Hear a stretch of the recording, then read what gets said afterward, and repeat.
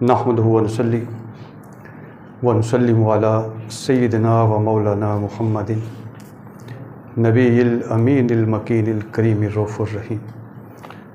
اما بعد، فاعوذ باللہ من الشیطان الرجیم، بسم اللہ الرحمن الرحیم۔ کل نفس ذائقۃ الموت وانما توفون اجورہم یوم القیامہ وَإِنَّمَا تُوَفَّوْنَ أُجُورَكُمْ يَوْمَ الْقِيَامَةِ فَمَنْ زُحْزِحَ عَنِ النَّارِ وَأُدْخِلَ الْجَنَّةَ فَقَدْ فَازَ وَمَا الْحَيَاةُ الدُّنْيَا إِلَّا مَتَاعُ الْغُرُورِ۔ صدق اللہ مولانا العظیم۔ اللہم صلی علی سیدنا و مولانا محمد وعلی آلہ وصحبہ وبارک وسلم۔ مولا صلی وسلم دائما ابدا علی حبیبک خیر الخلق کلہم محمد سید الکونین والثقلین والفریقین من عرب و من عجم۔ حاضرین گرامی، اللہ جل مجدہ کا فضل و احسان ہے کہ اس نے ہمیں اپنے حبیب مکرم نور مجسم شفیع معظم حضرت محمد مصطفیٰ صلی اللہ علیہ وآلہ وسلم کی امت میں پیدا فرمایا، اور نبی کریم صلی اللہ علیہ وسلم کے صدقے ہمارے لیے بے شمار آسانیاں فرمائیں، بے شمار رحمتیں اور برکتیں عطا فرمائیں۔ قرآن مجید فرقان حمید جیسی عظیم المرتبت کتاب عطا فرمائی، اور حضور کی سیرت اور سنت کی شکل میں ہدایت کا عظیم خزانہ عطا فرمایا، تاکہ ہم قرآن و سنت پر عمل کر کے اپنی دنیا اور آخرت کو سنوار سکیں۔ اللہ تعالیٰ نے اپنے نبی کو تمام جہانوں کے لیے رحمت بنا کے بھیجا، اور نبی رحمت صلی اللہ علیہ وآلہ وسلم کے تصدق سے ہمیں بخشش کا بے شمار سامان عطا فرمایا۔ اگر اس کے باوجود ہماری بخشش نہیں ہوتی تو یہ نبی صلی اللہ علیہ وسلم کی شان میں کوئی کمی والی بات نہیں۔ نبی جو تعلیمات لے کے آئے ان میں کوئی کمی والی بات نہیں، یہ ہمارے عمل کی کمی ہے، ہمارے عقیدہ اور ایمان کی کمی ہوگی۔ اللہ تعالیٰ نے اپنے حبیب مکرم نور مجسم شفیع معظم کو جو کتاب ہدایت عطا فرمائی، وہ ہماری زندگی میں وہ تبدیلی پیدا کرنے کے لیے تھی کہ ہم دنیا میں اپنی آمد کے مقصد کو سمجھیں کہ ہم دنیا میں کیوں آئے، دنیا میں ہم کس طرح سے زندگی ہمیں گزارنی چاہیے۔ اللہ تعالیٰ نے اس کتاب میں وہ سارے اصول، وہ ضابطے بیان فرمائے۔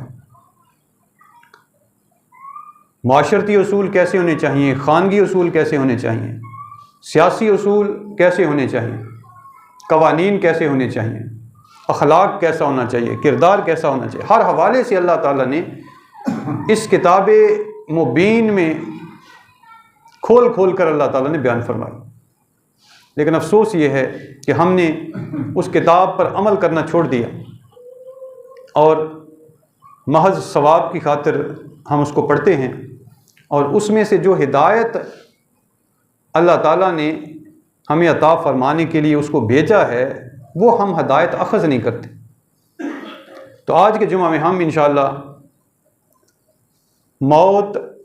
اور آخرت کے حوالے سے گفتگو کریں گے۔ یہ فکر ایسی فکر ہے جس پر اللہ تعالیٰ نے بہت زیادہ زور دیا، یہ ایسا ذکر ہے جسے اللہ تعالیٰ نے بار بار کر کے ہمارے ذہنوں میں بٹھانے کی کوشش کی ہے، تاکہ ہمارے دل و دماغ میں یہ بات بیٹھ جائے کہ ہم نے یہاں ہمیشہ نہیں رہنا، ہم یہاں عارضی طور پہ آئے ہیں، اور یہ جو مختصر سی زندگی ہے دراصل یہ عمل کے لیے، آخرت جو ہے وہ حساب کے لیے، اور پھر اس حساب میں جو کامیابی حاصل کرے گا اس کے لیے دائمی اجر اور جنت کے انعامات اور نعمتیں، اور جو وہاں ناکام ہوگا اس کے لیے دائمی عذاب ہے، یا اپنی بد عملی کے مطابق عذاب بھگت کے اگر ایمان والا ہے تو جنت جا سکے۔ تو یہ اللہ تبارک و تعالیٰ نے قرآن مجید فرقان حمید میں بے شمار مقامات پر موت کا ذکر کیا، اور اس ذکر کا جو مقصد تھا وہ یہ تھا کہ ہمیں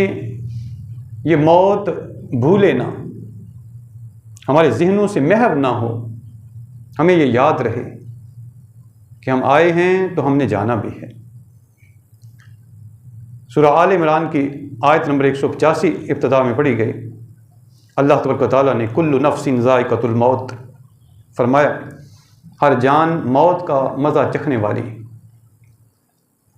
وَإِنَّمَا تُوَفَّوْنَ أُجُورَكُمْ يَوْمَ الْقِيَامَةِ، اور تمہارے اجر پورے کے پورے تمہیں قیامت والے دن دیے جائیں گے۔ فَمَنْ زُحْزِحَ عَنِ النَّارِ، پس تم میں سے جو کوئی عذاب سے، دوزخ سے، آگ سے بچا لیا گیا،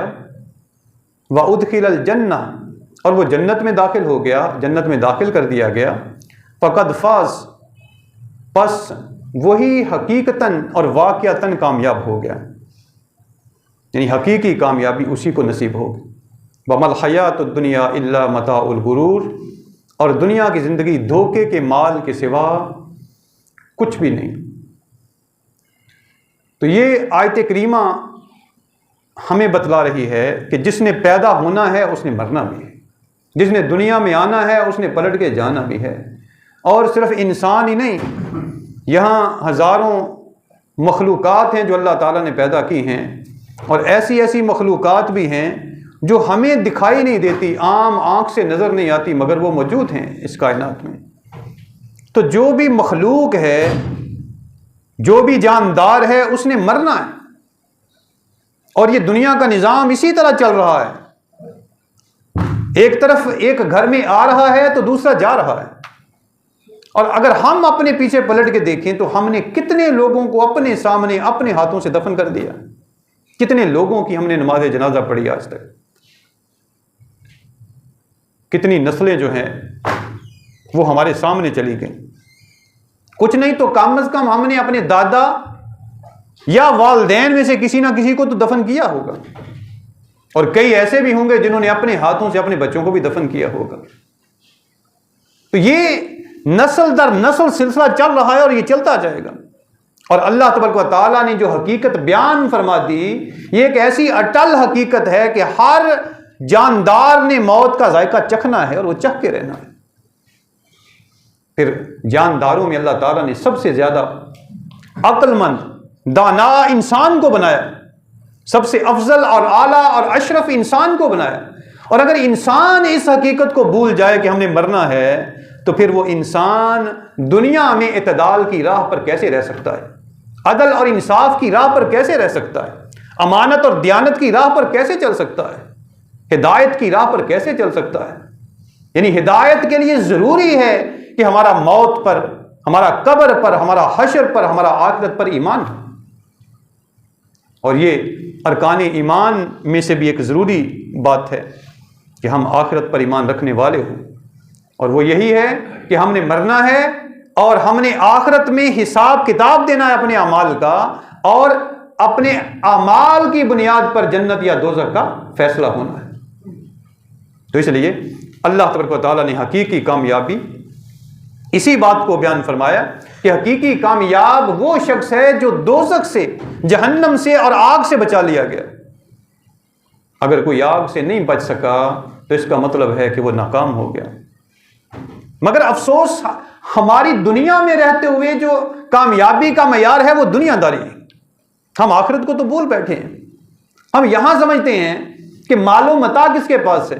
بینک بیلنس کس کے پاس ہے، گاڑیاں اور بنگلے کس کے پاس، زمینوں اور جائیدادیں کس کے پاس، یا علم جو دنیا کا ہے وہ ڈگریاں کس کے پاس ہیں، اور اعلیٰ عہدے اور مرتبے کس کے پاس۔ ہم تو دنیا کو معیار بنا کے بیٹھے ہیں۔ پھر اس سے ایک قدم آگے چلیں تو پھر ہم ایک اور معیار بناتے ہیں۔ ہم یہ سوچتے ہیں کہ بیٹے کس کے زیادہ ہیں، اولاد کس کی زیادہ ہے،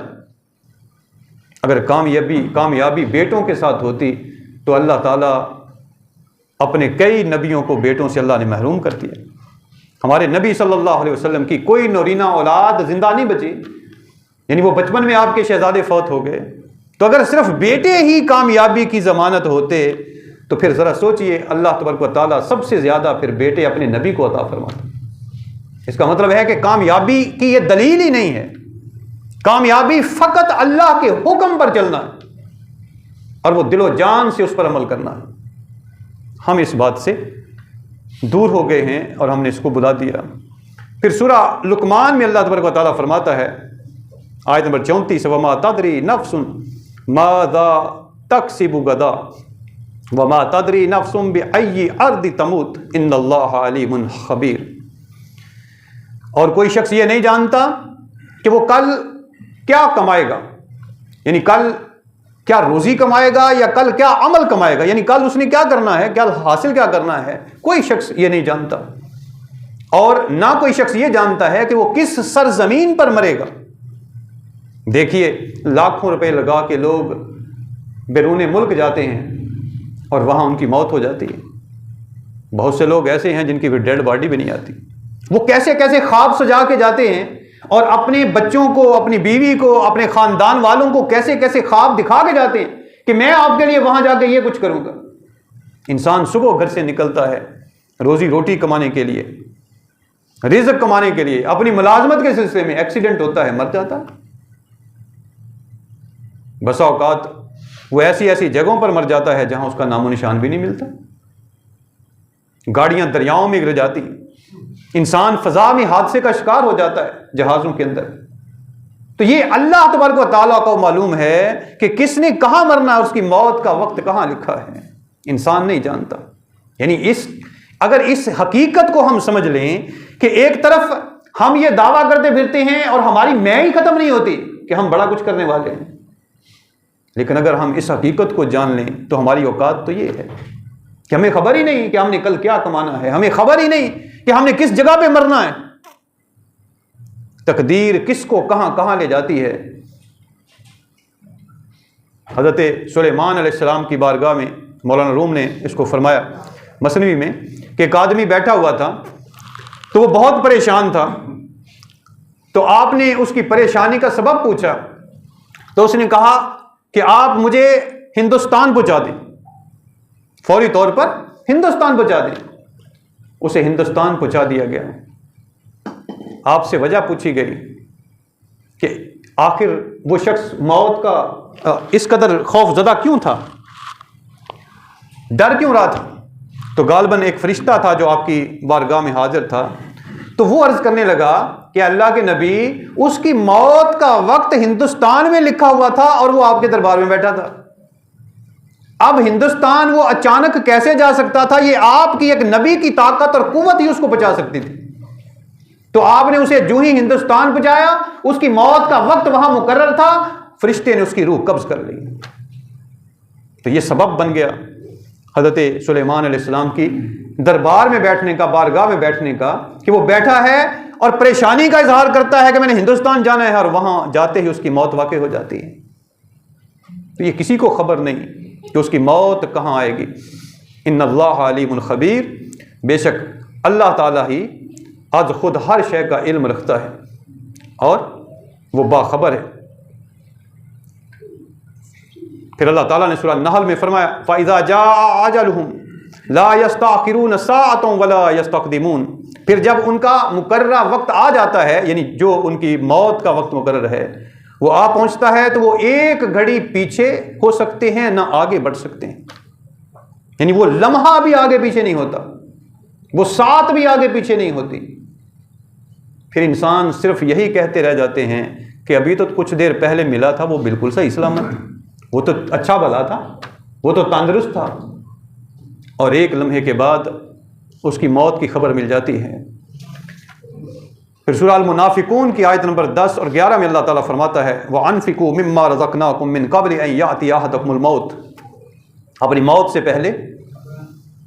جو کچھ تم خرچ کر سکتے ہو اللہ کی راہ میں خرچ کر لو، اس رزق میں سے جو ہم نے تمہیں عطا کیا خرچ کر لو۔ فَيَقُولُ رَبِّي، فیقول ربی لولا اخرتنی انی آجل قریب فاصدق واکن من الصالحین، الی آجل۔ اللہ تعالیٰ نے فرمایا پھر وہ کہتا ہے، یہاں یہ نہ ہو کہ پھر وہ کہنے لگے کہ اے میرے رب تو نے مجھے تھوڑی مدت اور مہلت کیوں نہ دے دی، تھوڑی مدت تک کی مہلت اور کیوں نہ دے دی کہ میں صدقہ اور خیرات کر لیتا، صدقہ و خیرات کر لیتا، وَأَكُن مِّنَ الصَّالِحِينَ، اور میں نیکوں میں سے ہو جاتا، میں بھی نیک بن جاتا، نیک لوگوں میں شامل ہو جاتا۔ اللہ تعالیٰ فرماتا وَلَن يُؤَخِّرَ اللَّهُ نَفْسًا إِذَا جَاءَ أَجَلُهَا، جب کسی جان کی موت آ جاتی ہے تو پھر اس میں تاخیر نہیں ہو سکتی، اسے مؤخر نہیں کیا جاتا۔ جب موت کا وقت آ جاتا ہے تو اس شخص کو مہلت نہیں ملتی، واللہ خبیر بما تعملون، اور اللہ ان کاموں سے خوب آگاہ ہے جو تم کرتے ہو۔ تو یہ اللہ تبارک و تعالیٰ کی طرف سے ایک واضح پیغام ہے کہ جب موت کا وقت آ جانا ہے تو پھر وہ ٹلنا نہیں ہے، اس میں مہلت نہیں ہے، انسان کو پھر کوئی رعایت نہیں ملے گی اس میں کہ چلو کوئی اضافی ٹائم آپ کو دے دیتے ہیں، نہیں، وہ جو مقرر ہے اللہ کی طرف سے وہ آ کے رہنا ہے، اور جب آ جانا ہے تو اس میں مہلت نہیں ملنی ہے۔ پھر سورہ المومنون کی آیت نمبر 99 اور 100 میں اللہ تعالیٰ نے فرمایا حتی اذا جاء احدکم الموت قال رب ارجعون، یہاں تک کہ جب ان میں سے کسی کو موت آ جائے گی تو وہ کہے گا لعلی اعمل صالحا فیما ترکت کلا انہا کلمۃ ہوا قائلها، وہ کہے گا اے میرے رب مجھے دنیا میں واپس بھیج دے، مجھے دنیا میں واپس بھیج دے، رب ارجعون، وہ اپنے رب سے کہے گا اے میرے رب مجھے دنیا میں واپس بھیج دے تاکہ میں اس دنیا میں کچھ نیک عمل کر لوں جسے میں چھوڑ آیا ہوں۔ کلا، اللہ فرماتا ہے ہرگز نہیں، انہا کلمۃ ہوا قائلها، یہ وہ بات ہے جسے وہ بطور حسرت کہہ رہا ہوگا، بس اس کی حسرت رہ جائے گی کہ کاش کہ مجھے دنیا میں واپس بھیج دیا جائے، ایسا ہوگا نہیں۔ وَمِن وَرَائِهِمْ بَرْزَخٌ إِلَىٰ يَوْمِ يُبْعَثُونَ، اللہ فرماتا ہے ان کے آگے اس دن تک ایک پردہ حائل ہے، برزخ، ہم قبر کو برزخ کہتے ہیں، قبر سے حشر تک کا جو سفر ہے اور جو دورانیہ ہے اسے برزخ کہا جاتا ہے، یہ ایک پردہ ہے۔ اللہ تعالیٰ فرماتا ہے کہ بس ان کے آگے اس دن تک ایک پردہ حائل ہے جس دن وہ قبروں سے اٹھائے جائیں گے۔ اب اللہ تبارک و تعالیٰ نے چونکہ یہ فرما دیا، اب مسلمان اور مومن میں فرق ہی یہ ہے کہ مسلمان اور مومن کا ایمان ہے کہ اللہ جو فرماتا ہے وہ حق ہے۔ یہ تو کافر کی یہ سوچ ہے کہ ہم مر گئے، مٹی میں مل گئے تو بس ختم ہو گئے۔ مومن کی تو یہ سوچ نہیں ہے، مومن کا تو یہ ایمان نہیں، قرآن تو یہ نہیں کہہ رہا، قرآن کہہ رہا ہے کہ تمہیں دوبارہ قبروں سے اٹھایا جائے گا، قیامت والے دن دوبارہ اٹھایا جائے گا، اور پھر صحیح و سلامت انسان اس جسم کے ساتھ اٹھے گا اور اللہ کی بارگاہ میں پیش کیا جائے گا، اس پر حشر کی گھڑیاں آئیں گی اور حساب کتاب قائم ہوگا، میدان محشر میں اسے جمع کیا جائے گا۔ تو جب قرآن کا یہ پیغام واضح ہے تو پھر ہم کس بھول میں ہیں؟ آئیے کچھ احادیث اس حوالے سے دیکھتے ہیں۔ حضرت ابو موسیٰ رضی اللہ تعالیٰ عنہ حضور نبی اکرم صلی اللہ علیہ وسلم سے روایت کرتے ہیں، اور یہ متفق علیہ حدیث بخاری و مسلم کی، کہ آپ صلی اللہ علیہ وسلم نے فرمایا جو اللہ تعالیٰ سے ملاقات کو پسند کرتا ہے اللہ تعالیٰ بھی اس سے ملاقات کو پسند کرتا ہے، اور جو اللہ تعالیٰ سے ملنا ناپسند کرتا ہے اللہ تعالیٰ بھی اس سے ملنا ناپسند فرماتا ہے۔ اب ذرا پوچھیے اپنے آپ سے، ہم سب اپنے آپ سے پوچھیں کہ ہم اللہ سے ملنا چاہتے ہیں؟ دنیا میں تو ہم لوگوں سے ملنا چاہتے ہیں، کسی کی خواہش ہوگی کوئی M N A M P A سے ملے، کسی وزیر سے ملاقات، کسی پرائم منسٹر سے ملاقات، کسی رشتہ دار سے ملاقات، خاوند کی خواہش ہوتی ہے اپنی بیوی سے ملاقات کرے، کوئی فرما بردار اولاد ہوتی ہے ان کی خواہش ہوتی ہے اپنے والدین سے ملاقات کرے، ان کی زیارت کرے۔ تو یہ دنیا کی ملاقاتیں ہیں، یہ خواہشیں تو ہمارے اندر ہیں۔ ذرا سوچئے کیا اس زندگی میں زندہ ہوتے ہوئے کبھی کوئی لمحہ ایسا گزرا ہے کہ ہمارے دل میں یہ خواہش پیدا ہو کہ وہ جو اس ارض و سماوات کو بنانے والا ہے، اس خوبصورت دنیا کو بنانے والا ہے، وہ خود کتنا حسین ہوگا؟ کبھی اس سے بھی ملاقات کو دل چاہا ہے؟ حالانکہ قیامت والے دن حدیث پاک ہے بعض لوگ ایسے ہوں گے محبین اللہ کے اولیاء جو جنت کی نعمتوں پر بھی خوش نہیں ہوں گے، اور ان سے پوچھا جائے گا، وہ وہاں بھی اداس بیٹھے ہوں گے تو پوچھا جائے گا کہ تم یہاں بھی اداس بیٹھے ہو، تو وہ کہیں گے کہ ہاں ہم دنیا میں جو کچھ نیک کام کرتے رہے ہیں، جو تسبیح تحلیل روزے نماز حج اور زکاتیں اور جو مجاہدے مراقبے کرتے رہے، وہ ہم اس کام کے لیے تو نہیں کرتے رہے، ان جنت کی نعمتوں کے لیے نہیں کرتے رہے۔ تو اللہ تعالیٰ فرشتوں سے فرمائے گا کہ اے فرشتوں، میں سمجھ گیا ہوں، یہ جو چاہتے ہیں میں جان گیا ہوں، ان کی جو خواہش ہے، بس میرے اور ان کے درمیان سے پردے ہٹا دو تاکہ یہ اپنی آنکھوں کے ساتھ بلا حجاب مجھے دیکھ سکے۔ اس کا مطلب ہے کہ دنیا میں اللہ کے ایسے بندے ہوتے ہیں جنہیں اللہ تعالیٰ سے ملاقات کا شوق ہوتا ہے، اللہ سے ملاقات کا اشتیاق ہوتا ہے، ان کے دل میں عشق ہوتا ہے، اور وہ اللہ تعالیٰ کی زیارت کرنا چاہتے ہیں، اس کا مکڑا تکنا چاہتے ہیں، اس کو دیکھنا چاہتے ہیں۔ حضرت موسیٰ علیہ السلام نے فقط آواز سن کے کہا تھا ربی ارنی انظر الیک۔ وہ کتنی حسین اور خوبصورت آواز ہوگی کہ جس کو سن کے موسیٰ علیہ السلام کے دل میں خواہش جاگ اٹھی کہ جس کی آواز اتنی پیاری ہے وہ خود کتنا حسین و جمیل ہوگا، کتنا حسن و جمال والا ہوگا۔ مگر افسوس ہمارے دل میں ایسی خواہش نہیں ہے، اس لیے کہ دنیا کی خواہشات نے ہمارے دل میں جگہ ہی نہیں چھوڑی اللہ کی محبت کی اور اللہ کے شوق اور اللہ سے عشق اور محبت کی۔ حضرت ابو ہریرہ فرماتے ہیں، اور یہ بھی صحیح بخاری کی حدیث ہے، اور اس کا مضمون بھی پچھلی حدیث کی طرح اللہ تعالیٰ سے ملاقات کے حوالے سے ہے کہ جو اللہ سے ملنا پسند کرتا ہے، اللہ بھی اس سے ملنا پسند کرتا ہے۔ وہ شخص کتنا خوش نصیب ہے کہ جس سے ملاقات کرنا اللہ پسند کرے، اللہ کو اس سے ملاقات کرنے کا شوق ہو۔ اور حضرت علی المرتضیٰ رضی اللہ تعالیٰ عنہ نے فرمایا، اور اس حدیث کو امام بخاری نے اور ابن ابی شیبہ نے روایت کیا، آپ نے فرمایا کہ دنیا پیٹھ پھیر کر چلی جانے والی اور آخرت پیش آنے والی ہے، ان میں سے ہر ایک کے بیٹے ہیں، مگر تم آخرت کے بیٹے بنو اور دنیا کے بیٹے نہ بن جانا، کیونکہ آج عمل ہے حساب نہیں، لیکن کل حساب ہوگا اور عمل نہیں، عمل کا وقت گزر جائے گا، وہ یہی ہے۔ جیسے دنیا میں ہم کہتے ہیں کہ فلاں تو دنیا کا بندہ بن کے رہ گیا، مال کا بندہ بن کے رہ گیا بس، تو اسی طرح حضرت علی فرماتے ہیں کہ تم دنیا کے بیٹے نہ بنو، دنیا کے بندے نہ بنو، بس کہ دنیا کے ہو کے رہ جاؤ، بلکہ آخرت کو پسند کرو، اس لیے کہ وہ آنے والی ہے۔ حضرت عائشہ صدیقہ رضی اللہ تعالیٰ عنہ روایت کرتی ہیں کہ حضور نبی اکرم صلی اللہ علیہ وسلم کی جب میرے ہاں باری ہوتی تو آپ رات کے آخری پہر بقیع یعنی قبرستان مدینہ میں تشریف لے جاتے اور اہل قبرستان سے فرماتے، اے مومنوں کے گھر والوں، تم پر سلامتی ہو، جس چیز کا تم سے وعدہ کیا گیا ہے وہ تمہارے پاس آ گئی ہے، اور اگر اللہ تعالیٰ نے چاہا تو ہم بھی تم سے ملنے والے ہیں۔ اے اللہ بقیع غرقد یعنی اہل مدینہ کے قبرستان والوں کی مغفرت فرما دے۔ کتنے خوش نصیب ہیں وہ مدینہ کے قبرستان میں دفن ہونے والے جن کے لیے آقا صلی اللہ علیہ وسلم اپنی زبان مبارک سے دعائیں فرما رہے ہیں، اور جن کے لیے حضور دعائیں فرمائیں، ان کو جو بخشش اور مغفرت عطا ہوگی اس کی تو مثال ہی کوئی نہیں۔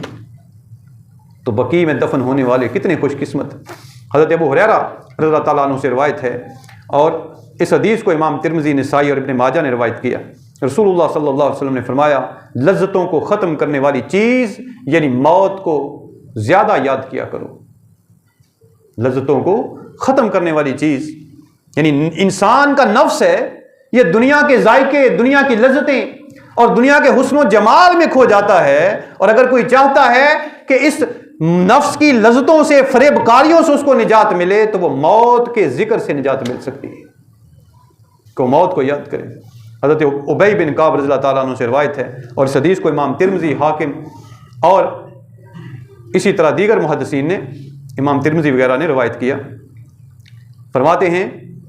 کہ حضور تاجدار کائنات صلی اللہ علیہ وسلم کے حوالے سے فرماتے ہیں کہ جب رات کا تہائی حصہ گزر جاتا تو حضور نبی اکرم صلی اللہ علیہ وسلم کھڑے ہو جاتے، اٹھ کھڑے ہوتے اور فرماتے، اے لوگو اللہ تعالیٰ کو یاد کرو، اے لوگو اللہ تعالیٰ کو یاد کرو، قیامت کا پہلا نفقہ آ چکا ہے۔ یعنی وہ جو حضرت اسرافیل علیہ السلام فرشتے سور پھونکیں گے، نفقہ اول پھر نفقہ ثانیہ، تو آپ فرماتے، آقا صلی اللہ علیہ وسلم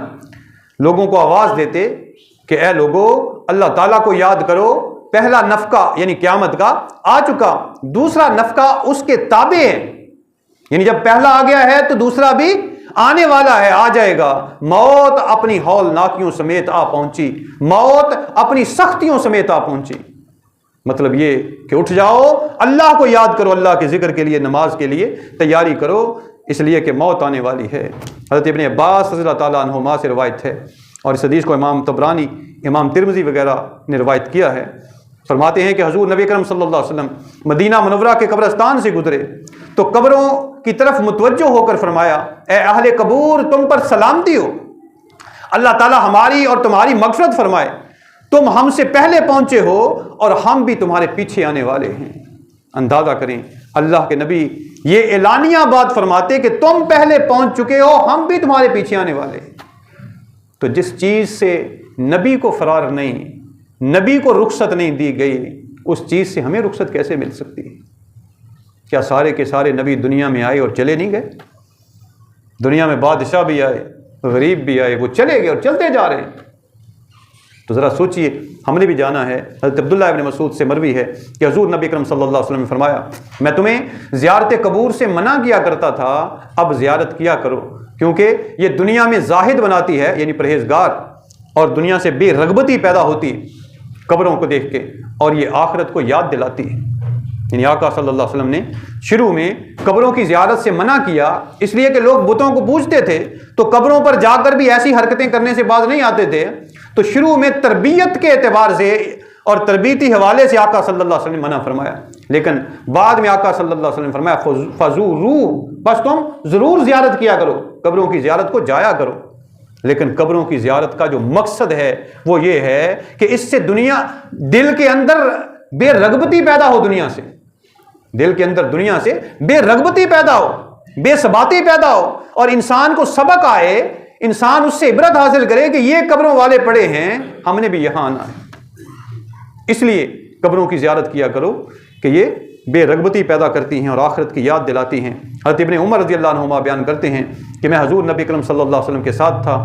کہ انصار میں سے ایک آدمی حاضر بارگاہ ہوا اور اس نے بارگاہ نبوت میں سلام پیش کیا۔ پھر اس نے عرض کیا، یا رسول اللہ صلی اللہ علیہ وسلم، کون سا مومن افضل ہے؟ آپ نے فرمایا، جو تم میں سے اخلاق کے اعتبار سے بہتر ہے۔ آقا صلی اللہ علیہ وسلم نے اس قدر زور دیا اس پہ کہ جو تم میں سے اخلاق کے اعتبار سے بہتر ہے، اور ایک حدیث پاک میں آپ نے فرمایا، قیامت والے دن تم میں سے میرے سب سے قریب وہ ہوگا جس کا اخلاق بہتر ہوگا۔ لیکن ذرا سوچئے نا، آج ہمارے اخلاق کیا ہیں؟ ہماری گفتگو کا انداز کیا ہے؟ ہم کسی کے ساتھ سیدھے منہ بات نہیں کرتے، بات کرنا پسند نہیں کرتے، سلام لینا کسی کے ساتھ پسند نہیں کرتے۔ یہ بد اخلاقی نہیں تو اور کیا ہے؟ نبی اخلاق سکھا رہے ہیں، اور نبی اپنی قربت کی خوشخبری سے سنا رہے ہیں اخلاق کے ذریعے سے، کہ جس کا اخلاق اچھا ہوگا وہ میرے سب سے قریب ہوگا قیامت والے دن۔ آقا صلی اللہ علیہ وسلم نے آپ نے فرمایا کہ جو تم میں سے اخلاق کے اعتبار سے بہتر ہے۔ پھر عرض کیا گیا، یا رسول اللہ صلی اللہ علیہ وسلم، کون سا مومن عقل مند ہے؟ آپ صلی اللہ علیہ وسلم نے فرمایا، جو ان میں سے سب سے زیادہ موت کو یاد کرنے والا ہے اور اس کے بعد کے لیے اچھی تیاری کرنے والا ہے، وہ عقل مند ہے۔ آج ہم سمجھتے ہیں جو مال زیادہ اکٹھا کر لیتا ہے وہ عقل مند ہے، لیکن نبی صلی اللہ علیہ وسلم نے جو معیار بیان فرمایا وہ آخرت کو یاد کرنے والا، آخرت کو یاد رکھنے والا اور آخرت کی زندگی کو سنوارنے والا، وہ زیادہ عقل مند ہے، اس لیے کہ وہ ہمیشہ کی زندگی ہے۔ حضرت محمود بن لبید رضی اللہ تعالیٰ عنہ سے روایت ہے کہ نبی اکرم صلی اللہ علیہ وسلم نے فرمایا، دو چیزوں کو آدم کا بیٹا برا سمجھتا ہے، دو چیزوں کو آدم کا بیٹا برا سمجھتا ہے، ایک موت کو، جبکہ موت اس کے لیے آزمائش سے بہتر ہے، اور کم مال و دولت کو، جبکہ کم مال و دولت کا حساب بھی کم ہوگا۔ یعنی انسان برا سمجھتا ہے نا کہ آج میرے پاس مال نہیں ہے، پیسے نہیں ہیں، برا سمجھتا ہے اس بات کو، وہ چاہتا ہے کہ اس کے پاس مال و دولت آ جائے۔ نبی صلی اللہ علیہ وسلم نے فرمایا کہ انسان کم مال و دولت کو برا سمجھتا ہے، لیکن وہ یہ یاد رکھے کہ کم مال و دولت والے سے حساب بھی کم ہوگا۔ جس کو اللہ نے جتنی نعمتوں سے نوازا ہے اتنی نعمتوں کا سوال حساب بھی ہونا، جواب بھی دینا پڑے گا، حساب بھی دینا پڑے گا۔ دوستان محترم، موت ایک اٹل حقیقت ہے، یہ آ کے رہنی ہے، لہٰذا آج ہمارے پاس وقت ہے کہ ہم اس کی تیاری کر لیں۔ اگر تیاری کر لیں گے، اپنی آخرت سنوار لیں گے، تو وہ ہمیشہ کی زندگی سنور جائے گی، اپنے نبی کو منہ دکھانے والے بن جائیں گے۔ اگر آج ہم نے توبہ نہ کی، اپنے اعمال کو نہ سنوارا اور برے کاموں سے باز نہ آئے، تو پھر ذرا سوچئے انسان پر جو بڑا مشکل وقت ہے، وہ دو مشکل وقت اگر آپ کہیں تو بڑے ہیں۔ ایک موت کے بعد قبر کا وقت ہے کہ وہاں بھی انسان سے پوچھا جانا ہے کہ دنیا میں کیا کر کے آئے ہو، وہاں بھی سوالات ہوں گے۔ اور پھر حشر کا وقت ہے، قبر میں بھی حضور کی زیارت کروائی جائے گی اور نبی صلی اللہ علیہ وسلم کے متعلق پوچھا جائے گا کہ نہیں پوچھا جائے گا؟ تو ذرا سوچئے کہ اگر قبر میں ہی حضور اپنا رخ انور پھیر کے کھڑے ہو گئے تو پھر کیا بنے گی کہ میں اس کا منہ نہیں دیکھنا چاہتا، یہ دنیا میں جو کچھ کرتا ہے یہ میرا امتی کہلانے کا حقدار نہیں، تو پھر ہمارے پلے کیا رہے گا؟ اور حشر میں بھی جہاں جہاں بھی سختیاں آئیں گے، وہ پل صراط ہو یا پھر میزان ہو، جہاں حساب کتاب ہوگا، اعمال تولے جائیں گے، وہاں آقا صلی اللہ علیہ وسلم موجود ہوں گے۔ تو وہاں اگر ہم نے وہ کام نہ کیے جو اللہ کو راضی کرنے والے ہیں، جو اللہ کے رسول کی سنت کی اتباع میں ہیں، آپ کی تعلیمات کے مطابق ہیں، وہ کام نہ کیے، تو پھر بولیے وہاں ہم کیا امید رکھ سکتے ہیں؟ اور اس بات کی نفی کی گئی ہے حدیث پاک میں کہ وہ انسان جو ہے اس کا عمل اچھا نہیں ہے جو دنیا میں تو اپنے نفسانی خواہشات پر عمل کرتا رہتا ہے مگر اللہ تعالیٰ سے امید لگا کے بیٹھتا ہے۔ اللہ بڑا رحیم ہے، وہ بڑا بخشنے والا ہے، وہ تو ہے، مگر اس کے لیے ہے جو اللہ تبارک و تعالیٰ کے حکم پر عمل کرتا ہے۔ فاسقوں، فاجروں اور جابروں کے لیے، ظالموں کے لیے اللہ تعالیٰ نے عذاب تیار کر رکھا ہے۔ یہ اللہ تعالیٰ نے نہیں فرمایا، جگہ جگہ پہ فرمایا ہے۔ تو اس لیے آج اس عذاب سے بچنے کی ہم تیاری کر لیں اور اپنی اصلاح کر لیں۔ اللہ تعالیٰ ہمیں ان باتوں پہ عمل کی توفیق عطا فرمائے۔ وما علیہ الا البلاغ۔